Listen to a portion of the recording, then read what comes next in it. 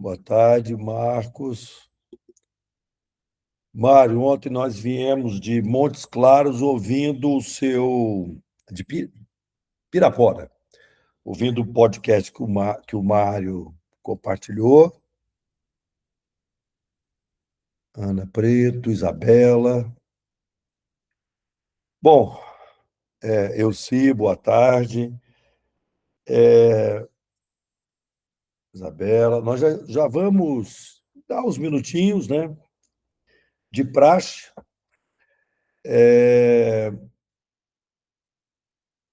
O Otávio está aqui, boa tarde. É, Nós vamos hoje, né, dando continuidade aí ao nosso café com bolo, e só aproveitando também aqui para fazer aqui uma propaganda, o Otávio, meteorologista, está usando IA para previsão de tempo em tempo real, né? Júlia, boa tarde. O Otávio vai estar conosco sem ser no dia 11, né? Semana que vem, dia 4, nós não teremos o Café com Bolo, porque é um feriado, mas aí nós voltamos na semana seguinte com a Mariana Dias, se não me engano, dia 11, falando sobre a experiência que a Mariana, enfim, que está, de certa forma, liderando, né, essa discussão de embeddings do Map Biomas, e na semana seguinte vamos ter o Otávio apresentando aqui para a gente como que a IA está entrando no forecast, no nowcast, como é que a gente está usando IA para previsão de tempo, análise de dados climáticos, 18/6, é isso mesmo, Otávio. E hoje nós temos o Vinícius Mesquita, que junto com a Ana Paula Matos, né, está à frente aí da coordenação técnica, exerce a coordenação técnica do MEP Biomas Pastagem, e o Vinícius está trazendo a IA. Wallace, boa tarde, bom te ver aqui. Está trazendo, Christian, boa tarde. O Vinícius está trazendo a IA, os Large Language Models, para nos ajudar a avaliar e otimizar, né, o processo de mapeamento. E o Vinícius está trabalhando duro para que a coleção 11 do Map Biomas, a nossa contribuição, que é a pastagem, a gente já esteja utilizando IA para nos ajudar a avaliar, né, os mapas produzidos. Mas é isso, Vinícius, obrigado por estar aqui conosco. Vamos começar e, enfim, muita coisa acontecendo aí nesse mundo da IA, né? Cada dia tem uma novidade para a gente se surpreender e se assustar também. Mas vamos lá, Vinícius. Ora, Bom te ter aqui. boa tarde a todos. Eu não vou tomar muito tempo aqui, só bem rápido de explicar aqui que esse processo que a gente está fazendo não é bem integrar a IA, mas tem algumas partes que a gente está usando, outras eu ainda estou aprendendo. Igual eu falei, eu comecei a usar aquela ferramentinha que o pessoal falou do MapBiomas lá no call recentemente, até então eu estava meio perdido do que usar no meio dos nossos processos, mas já tem uns resultados e eu estou feliz com isso. Mas é basicamente isso, né? Eu integrar essas rotinas de processamento que a gente tem hoje com os LLMs, principalmente para aumentar a performance do que a gente faz, né? Porque são 10 coleções, até vou falar um pouquinho mais para frente, são 10 coleções de mapas que a gente tem, e mesmo que isso seja automático, ainda tem muita coisa que é manual e que daria para ser otimizada, tanto rotina de processamento quanto análise de informação, né? Da qualidade do que a gente está gerando. Então, qual que é a motivação dessa aventura nossa, né? Então, como eu falei, tem 10 coleções de mapas que a gente está fazendo, que a gente chama de mapas automatizados, né? Que a gente não está fazendo isso na mão ou usando um software específico e apertando botões várias vezes para gerar um mapa, mas basicamente a gente tem nosso conjunto de dados ali, nossas amostras, nossas imagens, a gente junta tudo isso e no final gera um mapa. Parece rápido, simples, mas no meio desse processo tem muitos cliques ali, né? Tem muitas análises que você tem que fazer para ter certeza da consistência do que está saindo ali, né? Então, hoje isso poderia ser totalmente automatizado ou em partes automatizado se você tiver um sistema integrado onde dentro dessas rotinas de processamento, uma IA faz uma validação, faz um check, se ela nota alguma coisa errada, ela te avisa. Então, a motivação disso tudo aqui é poupar tempo, usar o que a gente tem disponível, a inteligência que a gente tem disponível, por mais que eu esteja usando o modelo mais basicão, que é o Gemini 2.5 Flash Lite, lá na frente, que eu vi que é de graça e o custo de token disso é muito baixo, então eu estou usando isso ali. E a ideia disso é aumentar a eficiência de tudo que a gente faz, né?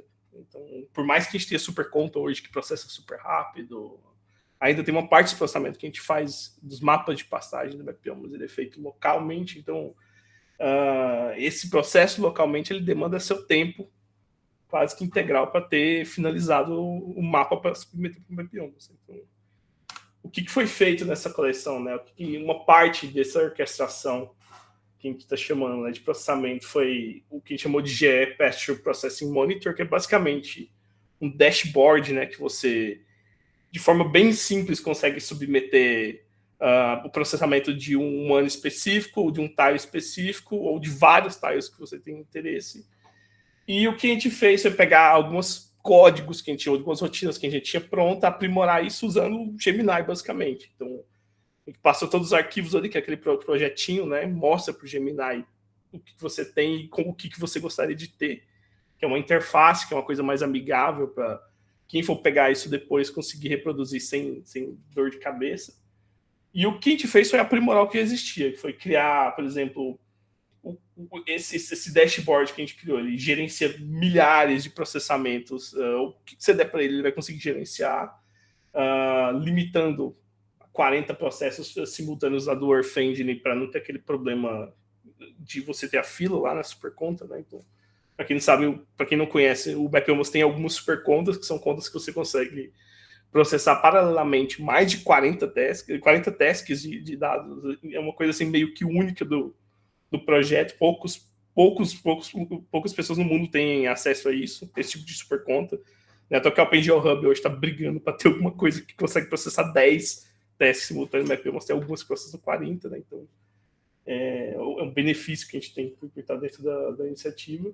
E a gente pode utilizar ele com alta performance usando esse dashboard. Ele também integra códigos de processamento atualmente. Vou mostrar depois para vocês como é que é esse dashboard que foi criado. Ele integra códigos para a gente processar tanto a coleção Sentinel quanto a coleção Landsat. Versão que você tiver interesse, vai ter o código para processar. Eu quero processar usando a abordagem da coleção 5. Esse código não está lá, mas eu posso criar um e deixar ele lá, que você pode reproduzir esse mesmo processamento. E uma coisa que é bem legal, que muita gente que trabalha no Earth Engine tem um problema sério com timeouts, né? Que basicamente você tem um processo que ele, às vezes ele está muito pesado para aquele momento, a Google derruba ele.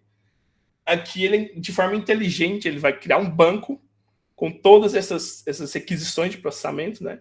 Se ele detectar que teve um erro, ele conhece os erros que acontecem, inclusive com esses 10 anos que a gente vai processando dados, a gente já sabe o que é o que é um erro que não dá para resolver e o que é um erro que pode mudar de novo.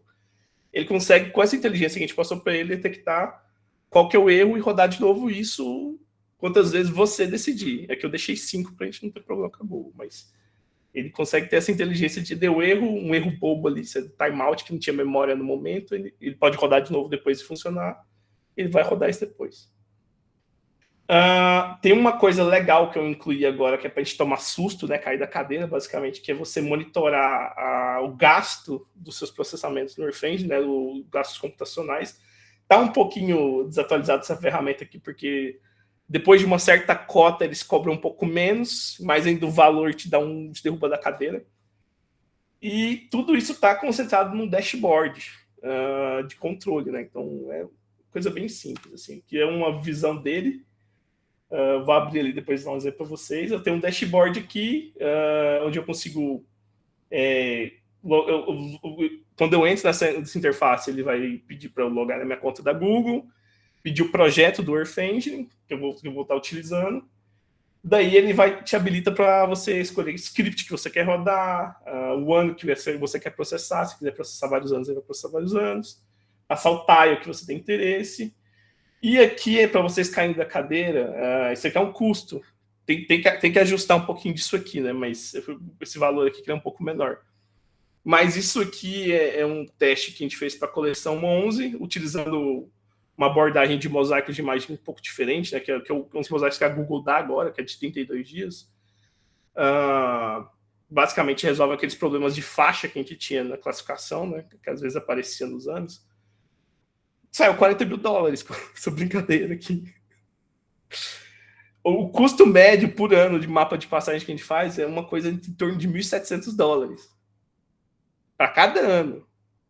Então é bem alto o valor. E o que eu gastei quase 100 mil horas computacionais aqui.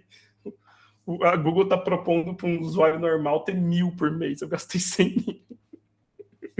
Vocês entender o teto do problema. Aqui eu vou abrir rapidamente para mostrar para vocês. Deixa eu compartilhar essa tela aqui.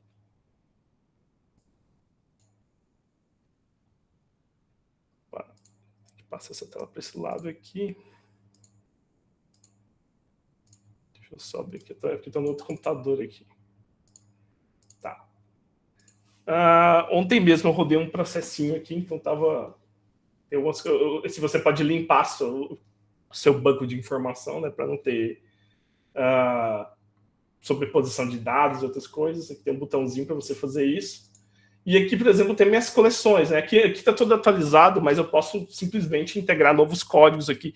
Inclusive, para quem está do Mapyomas aí, aqui é uma lógica bem bobinha. Eu só passo um tile, passo o ano, e se eu tiver um código ali por baixo, por exemplo, para processar o Cerrado, Pantanal, Caatinga, o que você quiser, a região que você quiser, esse aqui ele só importa para ele uma variável que você vai inserir aqui. No background, ele vai pegar aquele código. Tudo bem que tem umas regrinhas ali de você pegar, por exemplo, o ID da task e colocar no banco de dados, mas qualquer grupo do Mapyomas ou qualquer pessoa que tiver interesse em fazer um mapa e quiser automatizar com isso aqui, é só você criar um código em Python e integrar ele a essa plataforma. Não precisa ser só da pastagem.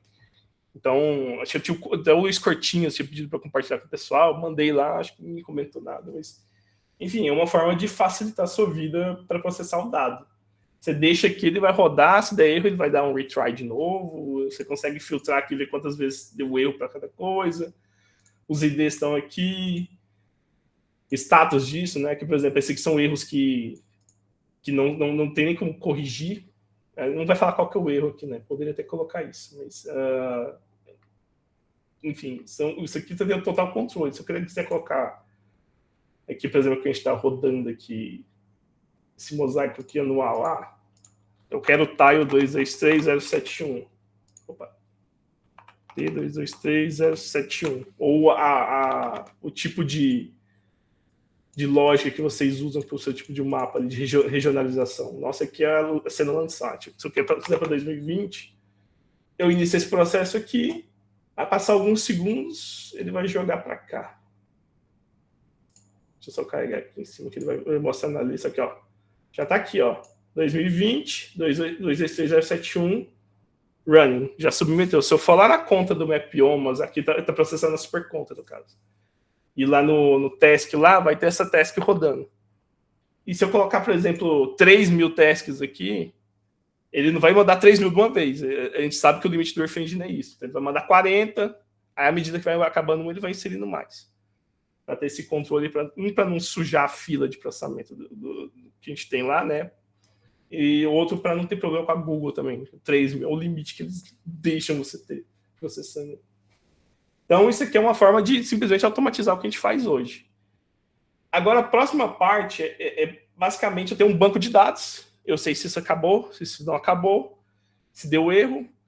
Mas o importante é, se acabou de processar tudo, ele dispara um gatilho. esse gatilho, a ideia desse gatilho vai ser isso aqui, ó. Deixa eu voltar para a apresentação aqui. Aí entra nosso amigo. É que quem quiser, depois pegar a apresentação, pegar acessar o GitHub, está totalmente livre para você pegar lá e utilizar, modificado do jeito que você quiser. Aí entra o N8N. N8N, ele não é um agente de IA, ele é um orquestrador de sistema. Basicamente, que eu posso integrar LLMs no meio disso. Então, basicamente, eu posso integrar todo o fluxo de processamento dentro dessa plataforma, desde a parte de baixar o dado, fazer mosaico, transformar isso esse soft map no hard map, fazer análise de acurácia, posso colocar tudo isso num fluxo. E a ideia dele é legal, porque ele segue uma lógica visual de fluxo de processamento. Né? Então, eu vou ter meus corezinhos, meus nodes, né, meus nós, que ele vai me deixar colocar um código ali dentro, guardar, e você vê como que está acontecendo, né? Inclusive, agendar processamento, outras coisas, você pode fazer, assim, eu ainda estou muito limitado no conhecimento disso aqui, dá para fazer muita coisa, eu comecei a mexer na semana passada, ele é bem amplo, assim, as coisas que você consegue fazer nele. Basicamente, ele trabalha com a lógica de código aberto, só que ele é aquela lógica fair code, basicamente você tem um produto que ele é código aberto, você pode modificar, só que ele é fechado, ele é um software de uma empresa, então você não pode sair vendendo isso. Você pode utilizar para uso pessoal, modificar da forma que você tiver interesse. E ele, como ele fala aqui, ele é extremamente poderoso. Você consegue montar coisas assim, integrar com o Telegram, integrar com o WhatsApp, integrar com o Gemini, Cloud, tudo que você tiver imaginado para integrar aqui dentro e fazer vários fluxos de processamento. Assim, eu ainda estou aprendendo umas coisas. Eu fiz até um bot no Telegram para me avisar quando tem erro no processamento, para testar isso. E está funcionando já. É bem legal você ver. Deu isso aqui. Ele vai dispara. E basicamente o que ele faz, ele chama de maestro, né? Ele está orquestrando todos esses fluxos de dados, de análise. Basicamente você pode juntar tanto ferramentas de sistema, códigos, você pode juntar banco de dados, APIs que estão na web, parte de coletar informação de website também você consegue fazer, né? De scraping ali. E a anatomia dele é bem simples. Eu tenho gatilho, eu tenho uma conexão ali entre esse gatilho e um nó. E essa conexão eu posso fazer, sei lá, por exemplo, uma condicional de deu erro, deu aquilo, ele executa esse nó, executa aquele nó. Então é bem simples. Ou, se eu deu erro nisso aqui, refaz esse processamento, que é uma coisa que eu tenho integrei ali, mais pra frente, vou mostrar para vocês. Os gatilhos, por exemplo, eles podem estar vinculados a horário, pode ser um gatilho manual de você apertar um botão, sei lá, aconteceu um evento no sistema ali, por exemplo, terminou de processar todos os dados lá no meu Pasture Monitor. Ele vai dar um gatilho de que agora eu posso vir lá na Google Cloud, baixar todos os meus dados lá de probabilidade de pastagem e iniciar todo o fluxo de processamento sem eu ter que fazer isso. Ou eu sei lá, por exemplo, eu perderia 10 horas no tempo que eu estou dormindo ou alguma coisa assim, estou fazendo outra coisa. E para depois botar para rodar esse processamento, ele já vai estar fazendo isso tudo automaticamente. Então, é muito mais simples, né? Isso aqui, para quem está mexendo com meteorologia também, ou uma coisa com dados diários, você, por exemplo, botar para baixar toda vez num horário, isso aqui é uma forma bem legal de fazer isso. Ou se acontecer algum evento em alguma página, né? Um alerta, alguma coisa assim. Isso aqui, para quem está mexendo com alerta de desmatamento, alguma coisa assim, é interessante também de utilizar, né? Caiu o alerta ali, já dispara um processo para cima dele. E os nós, eles têm integrações com várias aplicações, né? Desde código, ou coisas mais simples de condições, ou coisas assim do tipo, usar o terminal do sistema, ou aplicativos, né? Por exemplo, eu posso ter integração com o Google Drive, Postgre, com o Gemini, com o Cloud, com o ChatGPT. Então tem várias coisas que eu posso estar incluindo como um nó ali tanto para ler um dado, quanto para engatilhar alguma coisa. Ele é desenvolvido em Node.js, né? Basicamente ele tá em JavaScript, isso é a linguagem base dele, então, inclusive eu estou usando tudo em JavaScript, eu não sou um super programador de JavaScript, eu estou usando até o Gemini para isso, mas tudo quando você usa em JavaScript é um pouco mais rápido, né? Então é muito mais simples. E ele é totalmente visual, né? Então ele junta basicamente uma flexibilidade técnica, né? Você ter a oportunidade de utilizar código, outras coisas dentro, Python, JavaScript. Você pode ter uma versão tanto rodando na sua própria máquina, ou você pode pagar isso para rodar no servidor, que eu acho que vai ser um pouco mais simples. Tem alguns problemas em rodar na sua própria máquina, que você fica exposto a algumas vulnerabilidades ali, né? Porque, querendo ou não, se você dando acesso a uma plataforma ao seu sistema, é meio perigoso. E você pode fazer o tamanho de fluxo que você quiser. Para quem já mexeu com Model Builder, esse tipo de ferramenta, você sabe que você pode fazer uma coisa gigante ali, né? Então aqui é a mesma coisa. Com código, dá para integrar infinitamente nessa brincadeira. Por essa parte aqui, falando o que é melhor, o que é pior. E aqui um exemplo do que eu poderia... Vou mostrar o que eu fiz com a pastagem, né? Mas um exemplo que você poderia utilizar, que é basicamente, sei lá, tem uma detecção de um alerta de desmatamento. Ele dispara um alerta, eu vou lá, baixo essa informação, processo ela, armazeno em algum lugar e notifico em outro, ou, sei lá, faço uma análise, gero um relatório. É uma forma de utilizar esse dado. A forma que a gente está utilizando hoje... Vou compartilhar aqui minha telinha de como que isso está. Tá ficando cada vez mais gigante esse negócio aqui. Realmente é divertido brincar com isso aqui. É basicamente esse aqui. Ainda falta integrar a parte do gatilho com aquela outra plataforma do dashboard que eu desenvolvi. Mas aqui ele vai baixar os dados da Google Cloud. Se eu quiser acessar o código, ele está todo aqui, ó. Eu vou lá, eu executo os códigos do sistema para baixar o dado na pasta X. Eu checo se a consistência desse dado está de acordo com a Google Cloud, se eu não deixei eu achar um arquivo, ou se não veio algum arquivo corrompido. Se deu tudo certo, ele passa para o próximo nó. Se não, ele me manda uma mensagem bem no Telegram, né?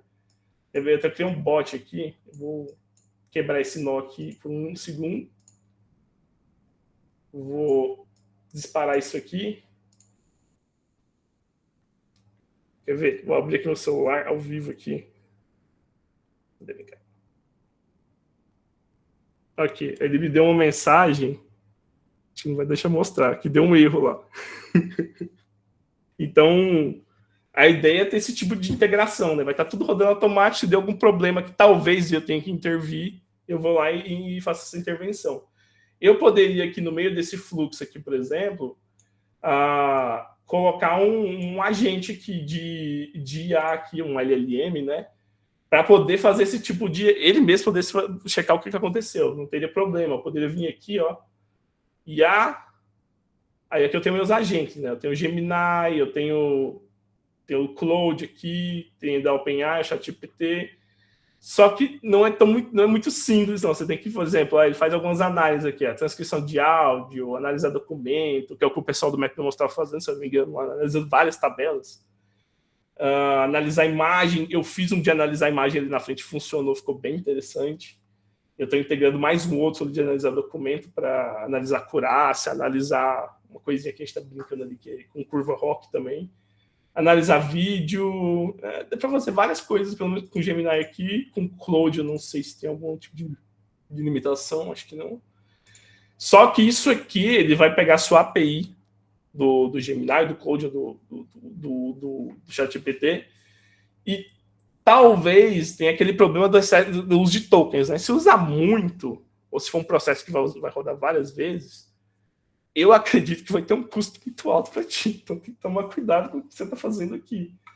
O que eu fiz, eu analisei o custo, é bem baixo o custo de tokens. Né? Então, lá na frente eu tenho um Gemini rodando para analisar inconsistência em imagem e tudo mais ali.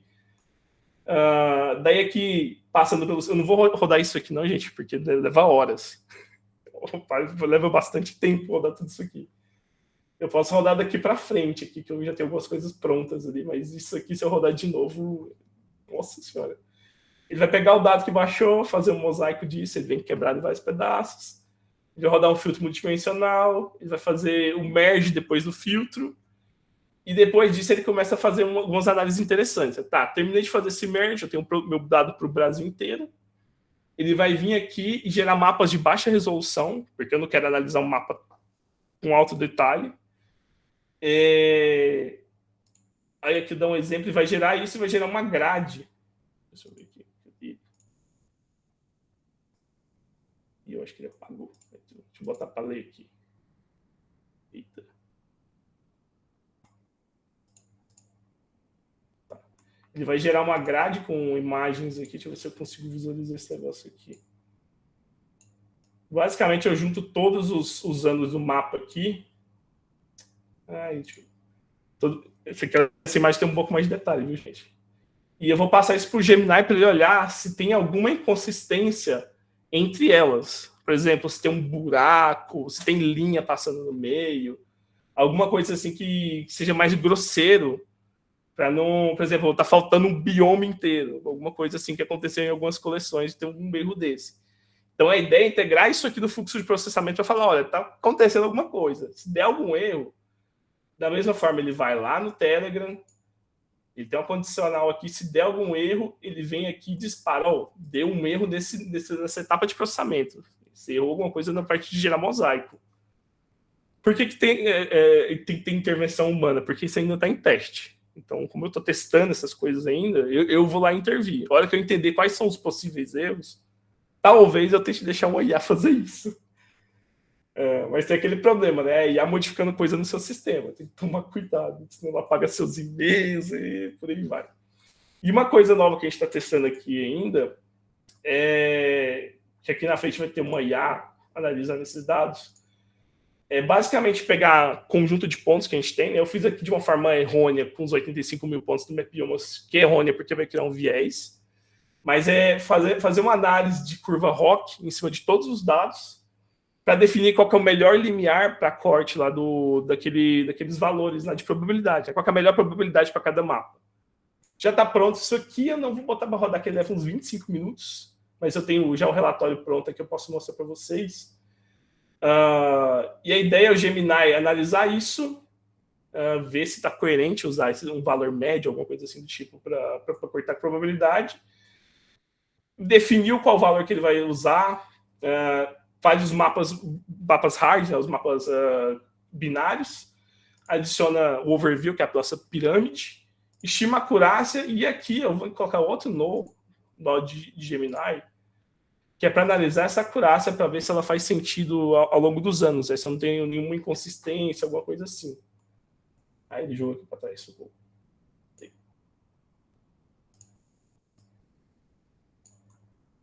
Isso aqui ele é amigável até certo ponto. Parte disso aqui você vai ter que programar. Vai ter que inserir um código aqui dentro para gerar isso, né? Então, não é tão simples assim quanto parece. Mas ele é eficiente. Ele vai gerenciar todo esse processo e você pode integrar IA no meio disso aqui sem dor de cabeça. Aqui só para mostrar essas curvas ROC, né? Então, basicamente, o que sai ali é eu fiz isso por bioma para cada ano do mapa, com o Gemini. Ele vai gerar essa análise da curva ROC aqui, né? Vai analisar a sensibilidade, a especificidade do mapa em detectar pastagem para cada região dessa de acordo com os pontos. Aqui, como eu disse, eu fiz com os 85 mil pontos de validação do MapBioma, mas não é muito certo, porque ele vai meio que enviesar todo mundo para ter uma acurácia altíssima. Ele vai balancear, né, a acurácia do usuário e do produtor no dado. Mas para o final, para a gente obter qual que é o melhor limiar de corte, né, para cada... Aqui no caso estou usando bioma. Eu teria que analisar para ver se vale a pena usar por bioma ou não. Mas é interessante que a gente tem limiares aqui variando o que saiu do Gemini, né? Mais baixos em anos anteriores da série, e nos anos mais recentes ele sobe esse limiar, né? Que é um padrão interessante que a gente vê isso até na acurácia, que ela é uma curva assim que vai subindo, né? Só que isso aqui é um dado que eu vou, junto com o Gemini, tentar entender isso aqui, qual que é a melhor forma de usar e é interessante que está bem alto esses valores aqui. Então, o modelo está conseguindo separar a pastagem relativamente bem em todos os biomas se eu utilizar esses fatores aqui, esses fatores de corte. Essa é uma coisa que eu e a Ana Paula a gente vai sentar e olhar depois, na verdade, para ver se faz sentido. E é isso, gente. Ainda falta algumas coisinhas aqui que eu quero colocar aqui no meio, mas isso aqui, por mais que seja pouco de integração, né? Aqui, só que deixa eu mostrar como é que o Gemini ele analisa isso aqui. Deixa eu rodar de novo aqui. Tem alguns nós ali atrás que eu desativei eles, que é porque, como eu falei, eles demoram muito para rodar. Ó, o Gemini ele gera uma análise aqui, ó. Deixa eu entrar aqui dentro, acho que ele mostra aqui, ó. Ele fala, anos com problema nenhum. Justificativa, a grade demais apresenta uma série temporal de mapas, probabilidade de pastagem, de 84 a 2025, 84 que eu pego aquele aninho ali para fazer um filtro. Após a análise visual detalhada, não foram identificadas falhas visuais graves, comandos completamente pretos, brancos, ou coisas assim anômalas, assim, uma coisa está faltando pedaço, ou está muito diferente das outras. Então ele faz essa análise e me dá um aprovado falso ou verdadeiro, né? Então, com base nisso aqui, eu vou e sigo para o próximo nó. A ideia é integrar isso em alguns locais aqui, e quem tiver ideias, inclusive, eu estou bem-vindo aqui. São bem aceitas. Acho que é isso. Foi bem rapidinho aqui. Mas esse é o tipo de integração que a gente está fazendo aqui atualmente. Vinícius, obrigado. Só aproveitando que você está com essa tela, esse fluxo de processamento, ele foi concebido com N8N. Alô, opa, Vinícius, peraí, tá sem som. Parte disso já é um fluxo que a gente já segue normalmente. Eu estou reconstruindo ele aqui e integrando novas análises dentro disso. Principalmente a análise dos DNA. A IA aqui, nesse caso, a minha intenção é usá-la para analisar documentos, analisar dados que estão em cima desse. O que eu quero dizer é o seguinte: esse fluxo é um fluxo que a gente segue há anos, mas que você agora está automatizando com N8N. Totalmente. Inclusive, estou colocando disparos de erro aqui. Porque se de uma coisa der erro, às vezes eu vejo só no outro dia. Então, já me fala ali na hora que deu erro em tal coisa, eu chego ali e analiso. Isso aqui não é bem a IA. A IA ela vai entrar nessas outras análises aqui. Esse aqui, por exemplo, é uma análise de erro também que eu estou pedindo para o Gemini fazer. Sim. Tá, vamos chegar nela. Mas só para dizer o seguinte, você pegou o fluxo que a gente usa há anos e está automatizando esse fluxo com o N8N, né? Que é um orquestrador. E começou a ficar automatizado mesmo, que a gente fazia a partir da coleção, acho que 4 ou 5. Tá. Hoje em dia, o que a gente utiliza assim, é muito com a ajuda do Gemini, do ano passado para cá, a gente mudou bastante as coisas que a gente fazia, né? Então, sim, mas aí a ajuda o fluxo é parecido. Mas ajuda do Gemini para fazer a parte de aumentar a performance. Refatorar aí os scripts. Tá, refatorar então, código, usar coisas que são estado da arte hoje para processamento. Eu, antes de abrir aqui para as perguntas, eu fiquei na dúvida, é o seguinte, tudo que a gente está vendo nessa tela é o N8N, que é o que você está chamando de um maestro digital, né? Isso. Que segue a linha do que foi o Pi, apresentado pelo Leandro, o Nemoclaw pelo Thiago, o Klein pelo Humberto, não é isso? São orquestradores de agentes, não é isso? Esse aqui, acho que não só de agente, de tudo. Tá. Mas o que eu quero dizer é que o que você está mostrando, você poderia estar fazendo com Klein, com o Pi, com Claude Cowork. Sim. Tá. Só que aqui é visual. Assim, é amigável. O N8N. Ele é mais amigável porque você está vendo isso acontecer aqui, né? Tem uma interface nisso aqui. Tá. E aí eu fiquei e aproveitando, né? Quer dizer, você agora, a ideia é que você vai agregar o Large Language Model, por exemplo, o Gemini, para analisar dados de acurácia, inconsistência na geração. Agora, a análise que você está fazendo com o Gemini, pelo menos no exemplo que você mostrou, é em cima dos quick views que você gerou. Aqui tem o Quick View e aqui para frente vai ser feito em cima daquela tabela que eu mostrei ali. Esses dados aqui, por exemplo, da curva ROC que foi gerado aqui. Não. Sim, mas. Ele vai pegar os limiares aqui e utilizar para recortar cada ano lá. Tá. E só voltando aqui na sua curva ROC, tá. Não, mas assim, só para eu entender, eu quero entender o quanto que a gente consegue. Eu estou querendo buscar onde que a gente está trazendo a IA. A gente vai trazer a IA para analisar, por exemplo, gerar uma curva ROC em cima dos seus dados, considerando os seus dados de acurácia, né, que a gente vai ter que ver quais são esses dados. Aqui você usou os 85 mil pontos, e aí ele vai. Eu usei para ROC, né? Eu até falei para a Ana Paula, olha, depois tem que atualizar os 5.000 para fazer isso aqui com eles. Porque os 85 mil porque ele acaba. Eu crio um baita de um viés. Sim. Mas o que eu quero dizer é o seguinte: a IA ela vai entrar na análise, por exemplo, o que eu quero entender é o seguinte: a análise de acurácia não vai ser feita com IA, ela vai ser feita literalmente analisando uma matriz de erro. Com base nessa matriz, dos resultados dessa matriz de erro, você vai montar a sua curva ROC para cada limiar e os erros de omissão e comissão. E aí a IA entra para analisar o resultado da sua curva ROC. Uhum. Tá. Daí você pode pedir coisas para ela, né? Assim, dá para inserir nós com análise de IA em qualquer etapa aqui. Eu não fiz isso por custo de token.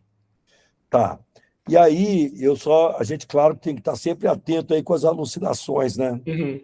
Que ele pode te mandar, ele pode gerar uma derivação aí da curva ROC.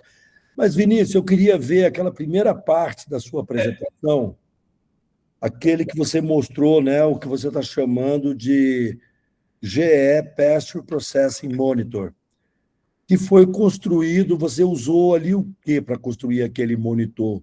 O anti-gravity? Tudo aqui foi utilizado o Gemini. Teve close em algumas partezinhas aí, mas Não, mas o Gemini você usou dentro do anti-gravity. Uma parte, sim. Tem aquela estratégia que eu falei lá, eu até comentei no call do Mapiomas, que o anti-gravity, à medida que você vai aumentando o horizonte de conversa com ele, né? Ele vai gastando token assim de forma agressiva, a ponto que você fica sem. E ele tem 5 barrinhas, né? Se você exaurir até a 5ª barrinha, você fica uma semana sem usar ele, professor. Assim, é um negócio maluco. Não, sim, então eu gero código lá no web, né, no chatbot, no navegador, e a gente vai refinando esse código dentro do anti-gravity. Tá, mas só aí depois. Bom, deixa eu abrir aqui para saber quem tem perguntas, comentários para o que o Vinícius apresentou.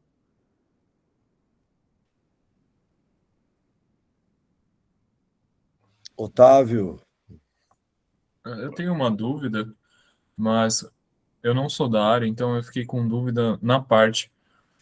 Por exemplo, quando a gente trabalha com, pelo menos no Sample, quando a gente trabalha com dados de satélite, por exemplo, o Sentinel, o Landsat, nós dividimos, né? Acho que você também trabalha com tiles, porque são dados de altíssima resolução, e são aplicados algum modelo, por exemplo, eu imagino que você está fazendo uma espécie de segmentação ou classificação, e é feito treinamento desse modelo, desse Vision Transformer, desse tipo de etapa, e que depois você vai ter a performance do modelo, a ROC, a acurácia. Onde entra essa parte de segmentação dos seus tiles, dos dados brutos, para realmente ter um produto? Como é feito, como é criado esse modelo de segmentação? Aqui a gente não faz segmentação, não. Eu trabalho com Hadoop Forest, lá no Earth Engine. Então a gente Ah, ok. roda esse processamento, a gente tem que é um fluxo de processamento assim, clássico que a gente usa aqui, basicamente pegar para cada cena dessa do Landsat ali, a gente, para cada cena, ano, a gente pega um conjunto de métricas que a gente monta em cima das imagens, pega amostras que a gente tem de treinamento e coloca isso no Random Forest, processa isso, a gente obtém um resultado probabilístico. Então a gente não faz essa parte de segmentação, não. Aí depois a gente vem essa parte de baixar essa informação para aplicar um filtro multidimensional local, depois converter esse dado em... A gente aplica um filtro em cima do dado de probabilidade, inclusive. Converte ele num mapa binário e depois distribui isso para o Mapbiomas. Isso é uma coisa canônica do MapBiomas? É um protocolo que vocês têm que seguir? Assim, acho que o da pastagem, especificamente, acho que é um dos poucos que faz isso. Acho que a pastagem é a agricultura que faz isso, mas não é canônico, não. Ah, ok. A gente faz com o Random Forest porque é o que dá para fazer para nível nacional, né? Acho que a gente não tem capacidade computacional para rodar isso lá com uma UNet ou algum algoritmo mais robusto, assim, usando Transformer. Eu até gostaria, mas eu não sei se a gente tem GPU capaz de moer para fazer isso. Ok, entendi. É realmente uma questão, então, de computação, a escolha de usar a Random Forest. Isso aqui tudo é para gerenciar o volume de dados que é produzido. Assim, Sim. No caso do Landsat, 800 GB de dados. No Sentinel é mais de 2 tera. Agora, por exemplo, no Sample a gente está treinando, assim, é muito lento, porque a gente só tem uma GPU, a gente está treinando com o Visual Transformer um dataset de 21 tera. É pesado, assim, mas com paciência dá para fazer. Mas o ganho que tem desses métodos, por exemplo, tradicionais, que funcionam muito bem como o Random Forest, para um Visual Transformer é muito alto, né? Mas eu acredito que já é um ótimo approach já. Eu achava que tinha, por exemplo, já um protocolo que vocês deveriam seguir, que tem que ser ali uma metodologia específica, mas obrigado por ter esclarecido isso. Obrigado, Otávio, pelo questionamento, né? Mas e complementando, né? Quer dizer, indo ao encontro do que o Vinícius colocou, a gente, há vários anos, né, isso aqui no LAPIG, desde 2015, nós optamos por usar o Random Forest. E o que a nossa experiência mostra é que a gente consegue bons resultados, obviamente, no caso de mapeamento, de classificação que a gente faz de cobertura e uso da terra, a entrega do Random Forest está muito associada com a qualidade das suas amostras, né? Número e qualidade das amostras, e balanceamento dessas amostras. E então esse é um protocolo que a gente usa, tá bem, é um fluxo bem conhecido, bem definido nosso, e aí aquela ideia, né, da curva ROC que o Vinícius mostrou, nesses modelos com saída probabilística, como é o caso do Random Forest, a gente sempre tem que há uma parte bem arbitrária, quer dizer, há vários componentes, elementos arbitrários, mas um deles é o limiar que você aceita o resultado, né? Para a saída, no caso aqui da pastagem, é uma saída binária. Então, é a nossa classe de interesse e o resto. E aí, a curva ROC que o Vinícius mostrou, você tendo um bom conjunto de dados de validação, ela ajuda você a avaliar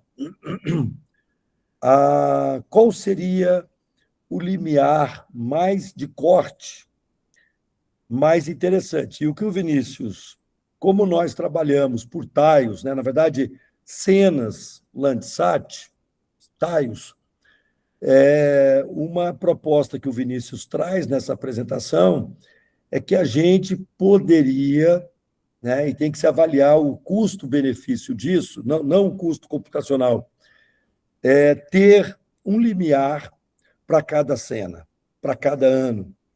E aí a gente tem que avaliar novamente o custo-benefício, porque aí você, claro, você não está, você está, de certa forma, não, você está automatizando com base em critérios, que é a curva ROC, E nós, na verdade, tentamos há alguns anos fazer isso, usar a curva ROC para decidir limiares, que poderiam ser eventualmente por cenas, por regiões.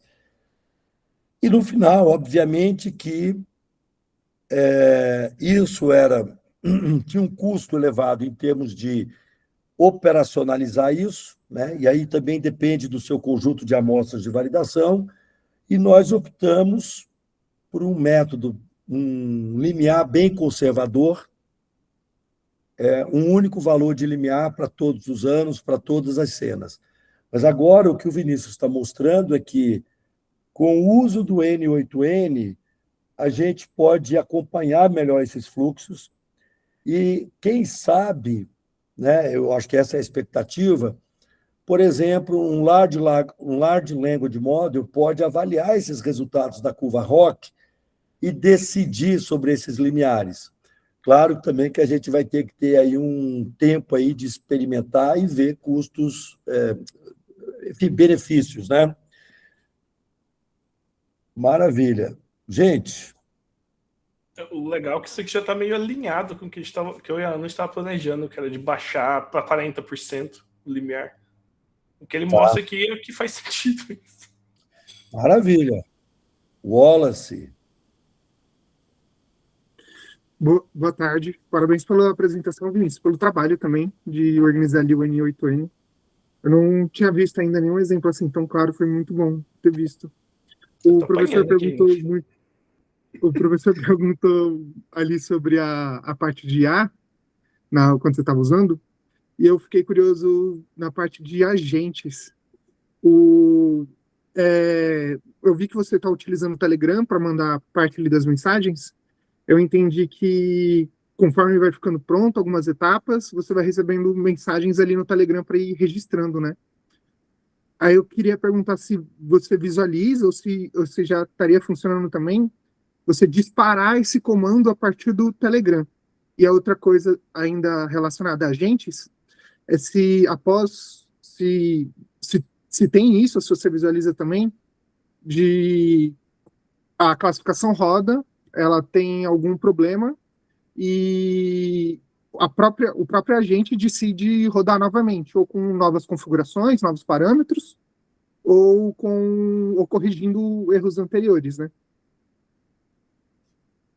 Essas aí são ideias excelentes, só que eu não segui elas por medo de gasto de torque. Mas o Telegram dá para colocar se eu não me engano, dá para colocar um trigger aqui que você, assim, você manda alguma coisa, ele dispara no N8N também. Tem várias formas, tem vários disparos que você pode automatizar aqui, né? Um deles é com Telegram ou algum chat que você tem disponível ali.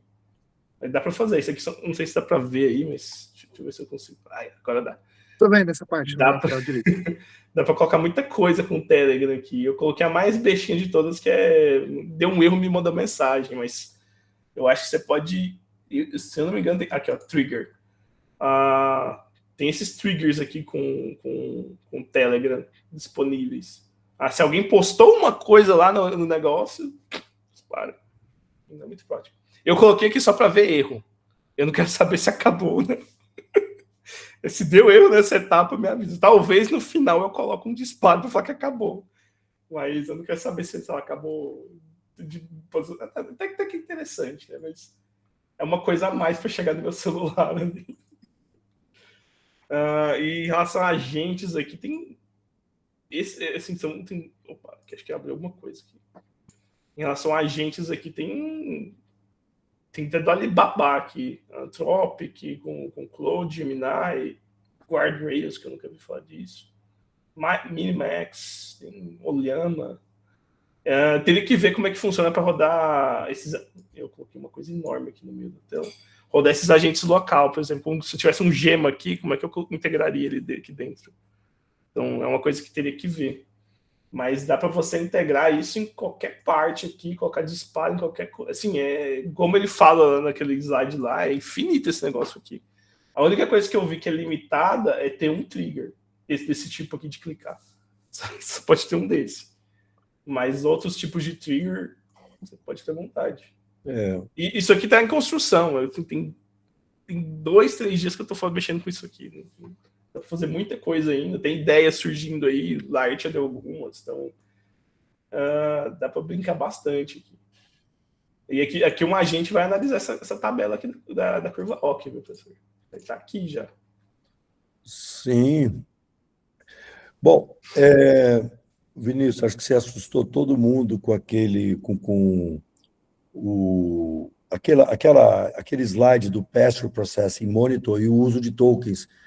Se você puder voltar lá, eu só queria entender... Que é o uso de gasto computacional do Airfend, né? Pior ainda. Não, pois é, mas quando você tinha um slide que você falava cerca de $40 mil...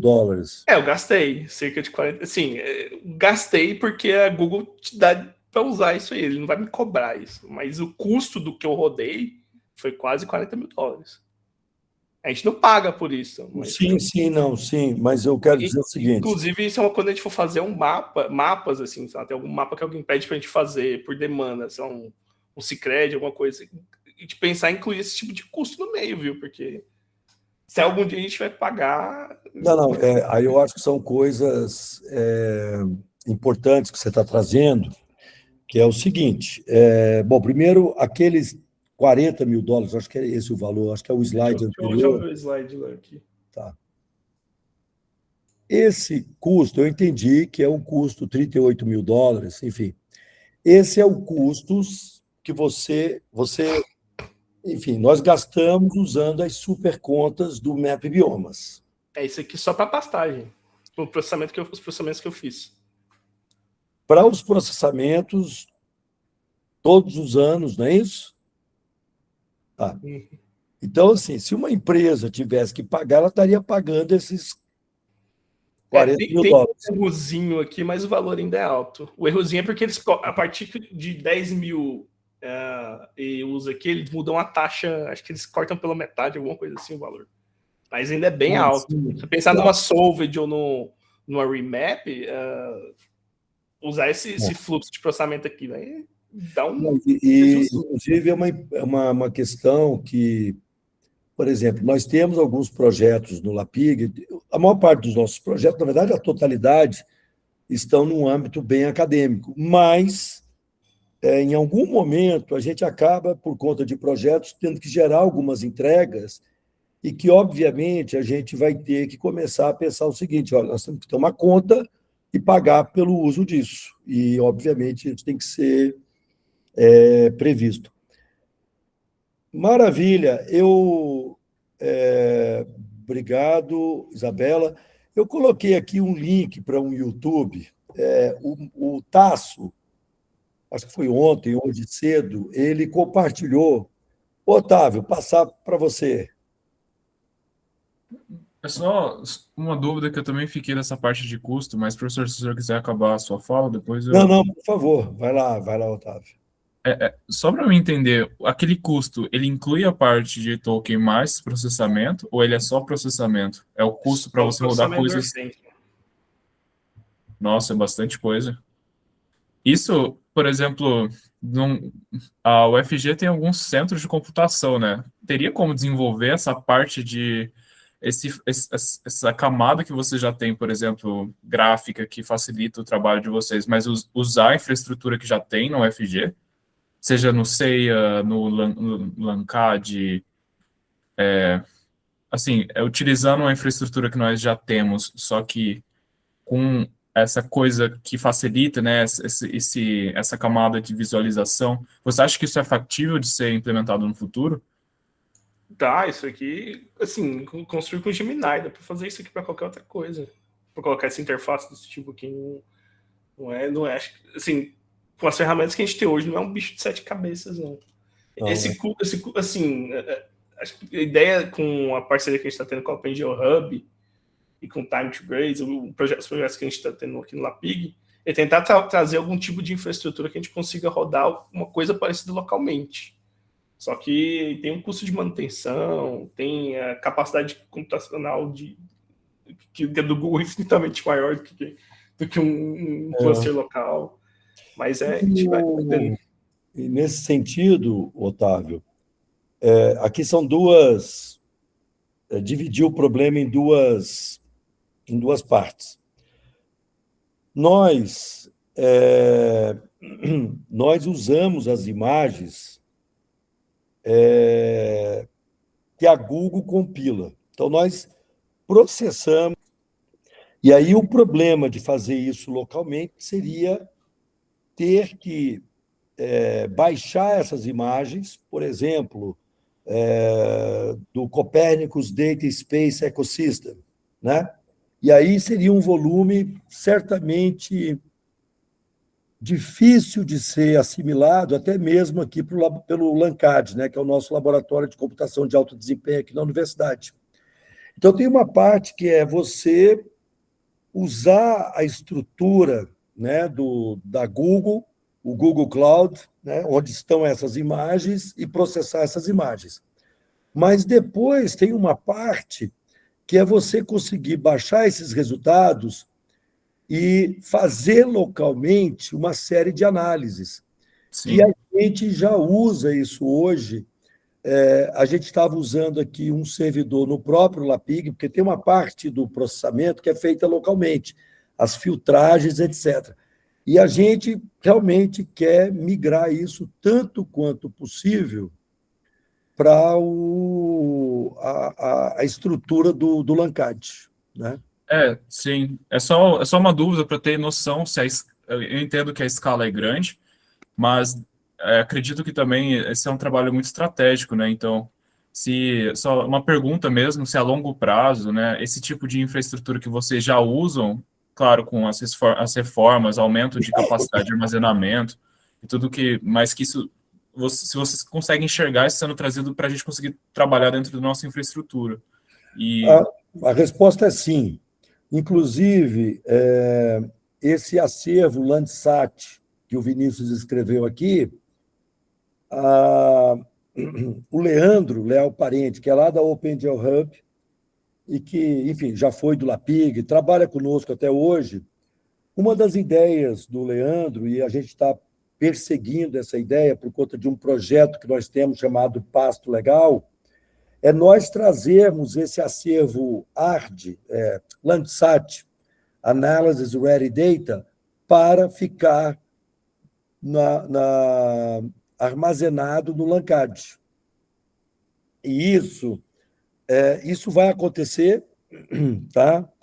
E, inclusive, compramos com recurso de um projeto em parceria com a TNC, a The Nature Conservancy, um recurso que, entre aspas, sobrou, enfim, nós teríamos que devolver, e a TNC nos autorizou e compramos um novo servidor. E a gente agora está esperando o novo data center do LANCAD ficar pronto para a gente colocar lá outros servidores. Então, a ideia é que a gente tenha parte desses dados, tá, para que nós possamos usar a estrutura do LANCAD. Até porque é interessante isso, né? O Vinícius também falou de rodar o GEMA. A gente está avaliando. O que eu quero dizer, acho que todos estão experimentando alguns desafios em utilizar essas estruturas, por exemplo, a própria IA e demora em processamento, custo de token. A Google tem colocado várias, eu não vou dizer dificuldades, eu acho que enfim, é o modelo de negócios dele, né, da Google, mas hoje utilizar a infraestrutura da Google não está sendo fácil como foi nos últimos 10 anos, em que a gente tinha um acesso muito privilegiado, não só por conta do Map Biomas, na verdade, todos que quisessem usar a infraestrutura da Google por meio, né, do Google Earth Engine tinham um acesso privilegiado. Isso hoje está mudando, e mudando de uma forma muito rápida. E aí, Otávio, além da gente pensar o que a gente pode rodar localmente na infraestrutura do laboratório multiusuário de computação de alto desempenho da UFG, é pensar o que a gente pode também rodar no INPE. E aí eu digo que o INPE, né, tem lá o Brasil Data Cube, Agora, é claro que, e está aqui o Tarles, estava aqui o Tarles, que fez, por exemplo, um código para a gente acessar o stack do Brasil Data Cube. Então, eu acho que nós, eu vou dizer no bom sentido, mas nós nos acomodamos com as facilidades que nós tivemos ao longo dos anos com o Google Earth Engine. Como tudo que é bom, também tem alguns desafios, alguns aspectos que não são tão bons. Primeiro, é interessante que nós, e eu falo isso sempre aqui para o grupo, falo isso em todos os lugares, nós nos acomodamos na maneira de trabalhar. Tá? Então, por que nós usamos o Random Forest? Porque é algo bastante otimizado no âmbito do Google Earth Engine. Por que nós fazemos dessa forma e não de outra? Então, eu diria que nós temos oportunidades de, ao mesmo tempo que nós temos que gerar 40 anos de mapas, esse ano vão ser 41 anos, de uma forma bastante operacional, quase uma linha de montagem, a gente pode, né, avaliar outras estratégias e outras infraestruturas. Maravilha. Gente, antes de encerrar, novamente agradecer ao Vinícius, e eu só queria fazer um comentário, eu coloquei aqui, o Vinícius compartilhou aqui a apresentação dele. Obrigado, Vinícius.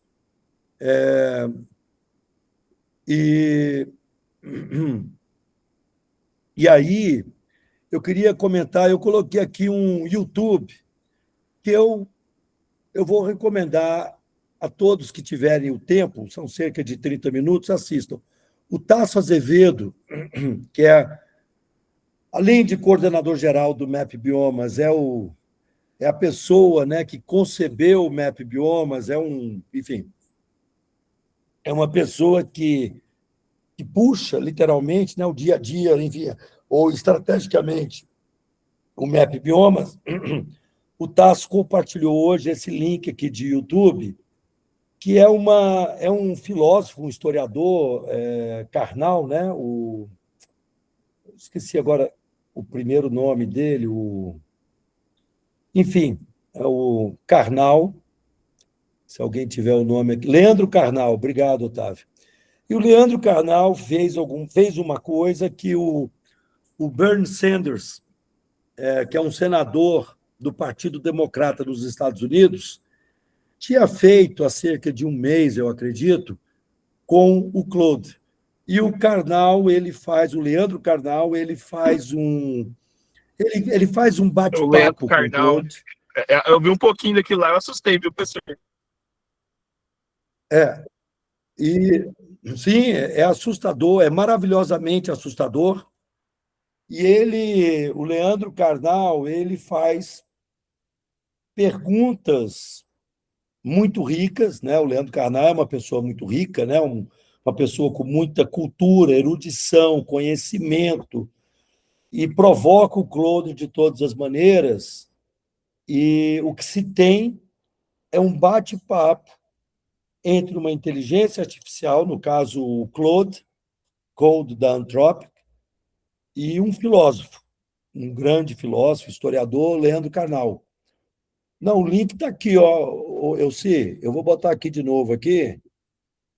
O link do YouTube está aqui, e eu sei que eu incomodo muita gente, que eu fico querendo compartilhar algumas coisas, mas se quem tiver tempo, eu recomendo, porque realmente, como o Vinícius comentou, é assustador, porque as respostas do Claude, e é assustador também a inteligência artificial, mas a inteligência autêntica do Leandro Carnal. A velocidade com que se dá o embate, o debate, lembra um jogo de xadrez. Então, o Leandro Carnal como um enxadrista jogando com uma máquina. E são perguntas filosóficas profundas, com respostas profundas. E o que é importante sempre reiterar é que tudo isso é baseado nos chamados Large Language Models. E nós estamos caminhando para outros modelos, para outras arquiteturas, enfim. O poder computacional nem se fala, né? A cada ano a NVIDIA lança um novo chip, e agora a Google também está firme nessa corrida, e vários outros. Então, é uma corrida, e é interessante que é uma corrida não só entre Estados Unidos e China, né, que é a nossa, por assim dizer, nova Guerra Fria, mas entre as Big Techs americanas, ou seja, as Big Techs americanas estão disputando ferozmente entre si. Então, tudo isso, obviamente, que, primeiro, impressiona, né? Quem tiver a oportunidade de assistir esse vídeo, 30 minutos, e vale a pena assistir até o final, enfim, tendo tempo, obviamente, é tanta coisa acontecendo, mas impressiona, assusta, e no final, o que impressiona muito para mim é pensar que nós temos uma IA que ainda e aqui eu não sou a melhor pessoa, não tenho o conhecimento, a competência para falar, mas que ainda está, de certa forma, nos seus primórdios. E é basicamente uma IA que manipula tokens e os vetores derivados, tudo isso de palavras. É claro que a nossa civilização, a civilização humana como um todo, ao longo aí dos seus 12 mil anos ou mais, ela essencialmente depende da nossa capacidade de nos comunicarmos. E o que a IA faz hoje é trabalhar muito bem com tokens derivados de palavras, derivados de linguagem. E isso nos impressiona, nos assusta, mas a velocidade, a coerência com que o Claude, no caso, faz isso nesse debate, embate com Leandro Carnal é impressionante. Não sei se alguém gostaria de comentar alguma coisa nesse sentido, mas é isso.